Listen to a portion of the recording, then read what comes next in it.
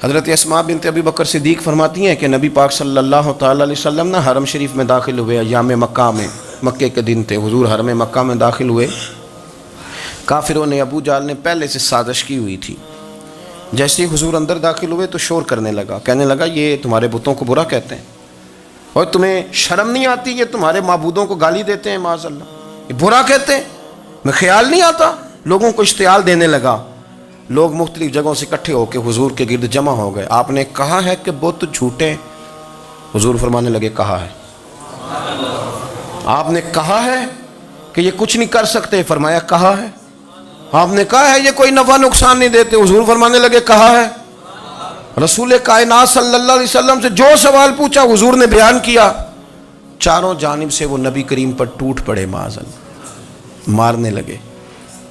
حضرت صدیق اکبر گھر میں بیٹھے کھانا کھا رہے تھے، کسی نے کہا ابو بکر وہ تو حرم میں حضور کو مار رہے ہیں، نہ سر پہ ٹوپی نہ پیروں میں جوتا۔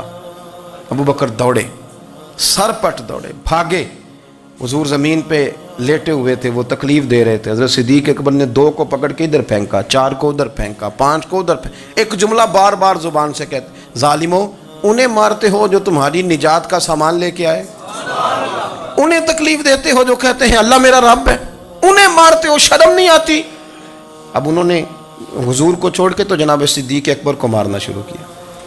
حضرت صدیق اکبر، عقبہ بن ابی معیط، عتبہ اتیبہ، ان کے ہاتھوں میں جوتے تھے۔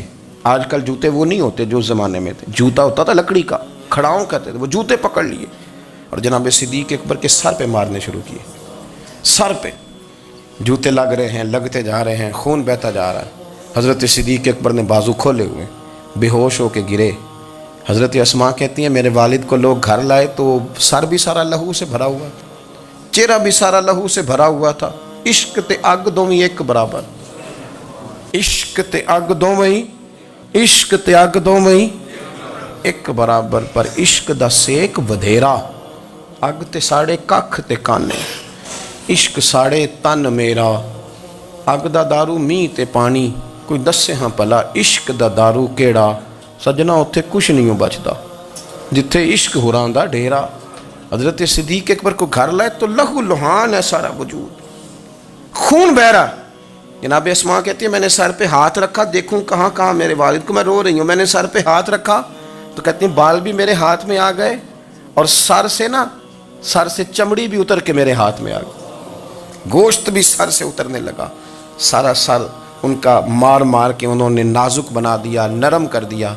آپ فرماتی ہیں وہ بے ہوش تھے، ہم ان کے منہ میں دودھ ڈالتے تھے، لیکن وہ جب بھی آنکھ کھولتے تھے تو زبان پر ایک ہی لفظ تھا، ظالموں انہیں مارتے ہو جو تمہیں کہتے ہیں میں اللہ کا رسول بن کے آیا، انہیں مارتے ہو۔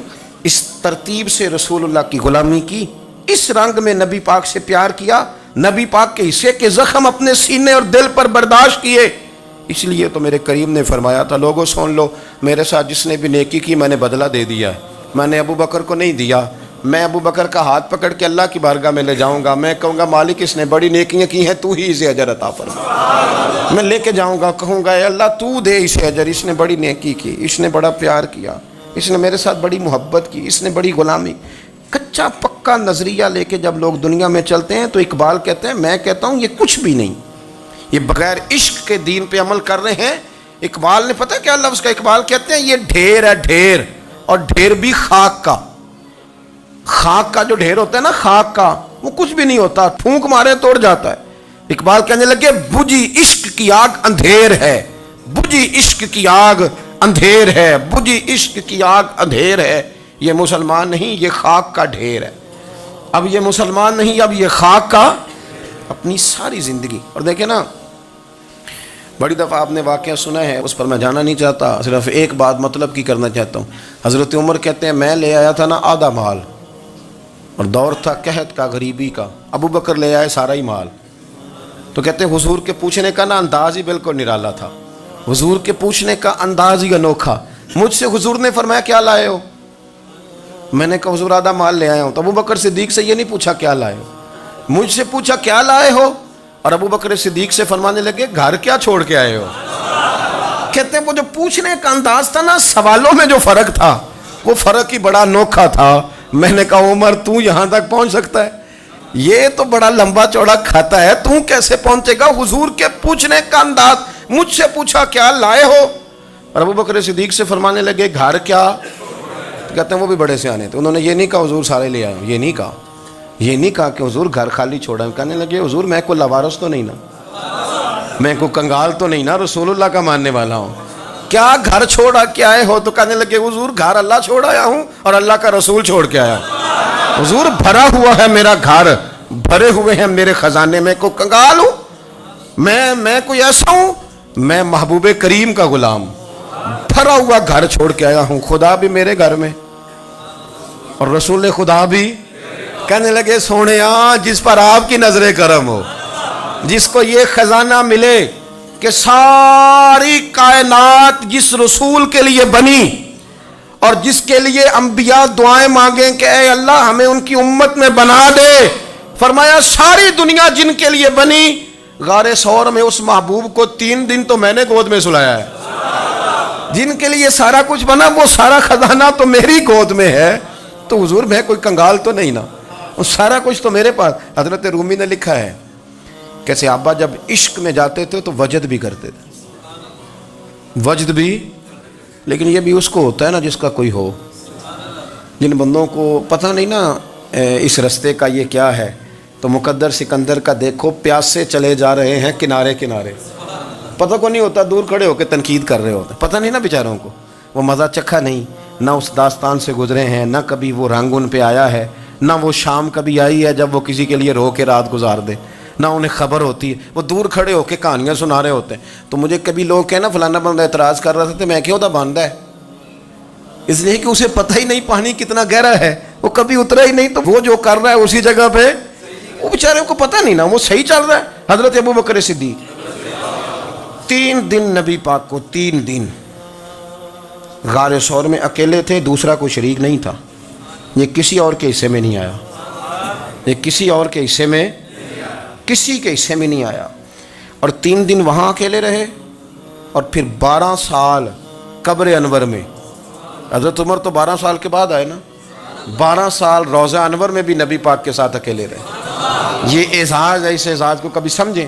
عارف رومی کہتے ہیں کہ دن حضرت عمر نے جا کے منت کی، کہنے لگے ابو بکر تو میرا یار ہے، میرا تیرا یارانہ ہے، ایک بات میرے ساتھ پیار کر۔ حضرت ابو بکر کہنے لگے عمر کہیے، کہنے لگے کچھ ہے مانگنے آیا ہوں۔ آپ نے فرمایا تو مانگ، میرے اختیار میں ہوگی تو دوں گا۔ انہوں نے کہا ابو بکر سارا کچھ نہیں مانگتا، میری زندگی کی ساری نیکیاں لے لے۔ اور ان کی زندگی کی نیکیاں کتنی ہیں؟ حضور نے فرمایا جتنے آسمان کے تارے ہیں، اتنی عمر کی نیکیاں ہیں۔ فرمایا میری زندگی کی ساری نیکیاں لے لے، وہ غار ثور میں تو 3 دن حضور کے ساتھ رہا ہے نا، ان میں سے ایک رات مجھے دے دے، ساری تیری نیکیاں ان میں سے ایک رات مجھے دے دے۔ تو حضرت ابو بکر صدیق فرمانے لگے میں نے تجھے کہا تھا میرے اختیار میں ہوگا تو میں دے دوں گا، یہ میرے اختیار میں ہی نہیں، یہ میرے اختیار والا کام ہے، اور تجھے میں نے کہا تھا کہ کچھ ہے مانگ لے، تو نے تو میرا کل سرمایہ ہی مانگنا شروع کر دیا، یہ نہیں میں دیتا بھائی، یہ تو میرا سرمایہ حیات ہے، یہ تو اصل ہے۔ بٹھا کے اپنے محبوب کو اپنے پہلو میں، جو لوگ کچھ نہیں کرتے وہ بھی کمال ہی کرتے ہیں۔ حضرت ابو بکر صدیق رضی اللہ تعالیٰ عنہ نے نا رسول اللہ کی غلامی کی، نبی پاک کا ادب کیا، حضور کا اکرام کیا، اپنی زندگی لگا دی، حضور کی رضا کو پا گئے تھے، سمجھ گئے کہ حضور اس بات میں راضی ہوتے ہیں، یہاں حضور ناراض ہوتے ہیں، وہ سمجھ گئے، ہر اس چیز کا خیال رکھتے، ہر اس شے کا جو میرے رسول پاک صلی اللہ تعالیٰ علیہ وآلہ وسلم کو پسند ہے۔